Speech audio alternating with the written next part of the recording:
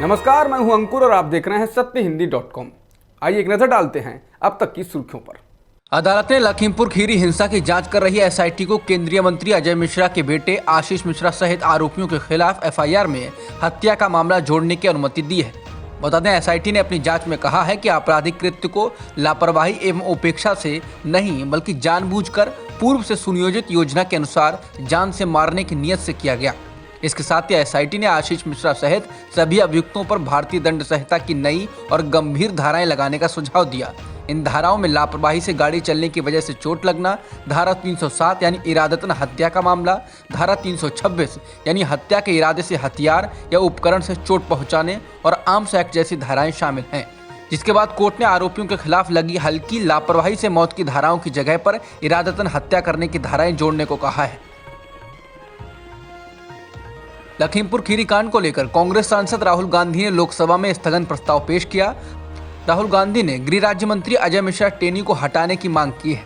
बता दें, एसआईटी की जांच की रिपोर्ट के बाद बीजेपी की मुश्किलें एक बार फिर बढ़ गई हैं। उसने घटना के इतने दिनों बाद अभी तक टेनी को मंत्री पद से बर्खास्त नहीं किया है, जबकि किसानों से लेकर विपक्ष लगातार इसकी मांग कर रहा है। लेकिन एसआईटी की जाँच के बाद अब टेनी बीजेपी के लिए मुश्किल बन सकते हैं।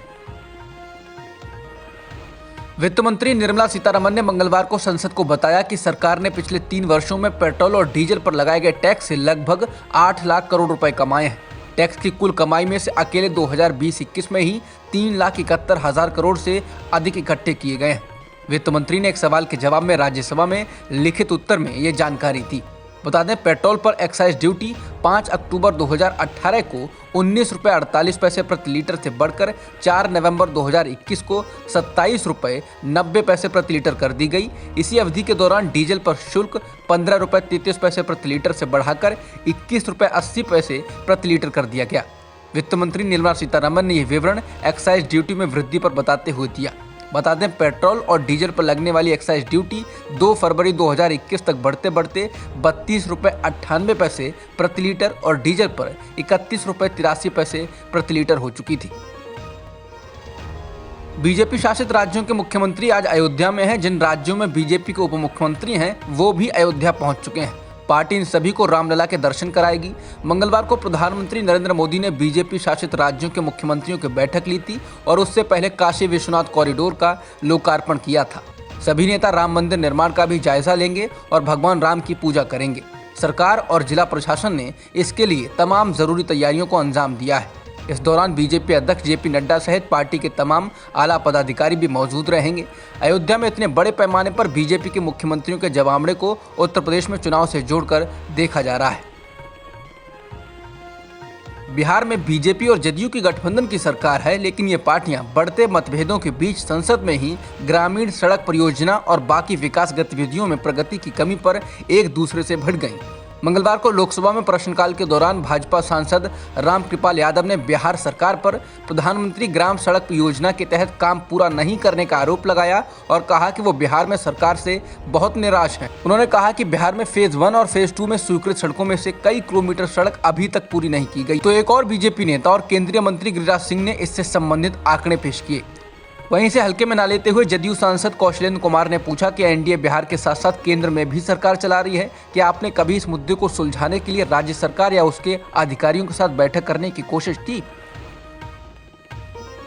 पंजाब के पूर्व मुख्यमंत्री कैप्टन अमरिंदर सिंह को चुनाव से पहले बड़ी कामयाबी मंगलवार तब मिली जब पूर्व सांसद और 4 पूर्व विधायकों सहित कई नेता उनकी पंजाब लोक कांग्रेस में शामिल हुए। अमरिंदर कह चुके हैं कि वो चुनाव में बीजेपी और सुखदेव सिंह ढींढसा के अकाली दल के साथ चुनाव में उतरेंगे। शामिल होने वाले नेताओं में लुधियाना से 2 बार के सांसद अमरीक सिंह अलीवाल, कांग्रेस के पूर्व विधायक हरजिंदर सिंह ठेकेदार, श्रोमणी अकाली दल के प्रेम मित्तल, फरजाना आलम और रविंदर कौर भगीगे शामिल हैं।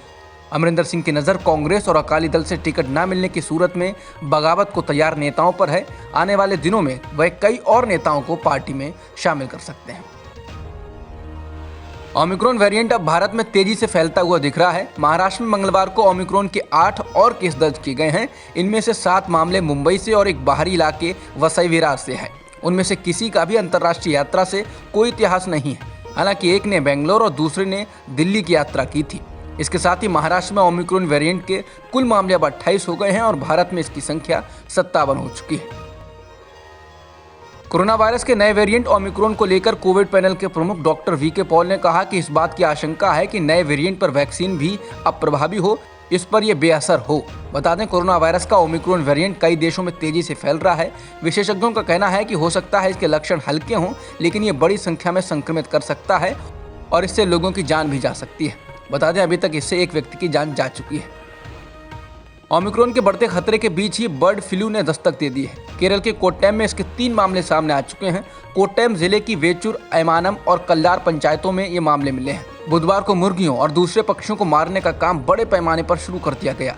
ऐसा इसलिए किया जा रहा है कि इस वायरस का संक्रमण दूसरे पक्षियों में न फैले। पिछले हफ्ते कोट्टयम के पड़ोसी जिले अलप्पुझा में भी बर्ड फ्लू का मामला सामने आया था। पिछले एक दिन में कोरोना संक्रमण के 6,984 मामले सामने आए हैं और 247 लोगों की इस दौरान जान भी गई है। हालांकि इस दौरान 8,000 से अधिक लोग ठीक भी हो चुके हैं। फिलहाल देश में कुल एक्टिव मामले 87,562 हैं। अब तक की खबरों में इतना ही। बाकी खबरों के लिए बने रहिए सत्यहिंदी.com के साथ।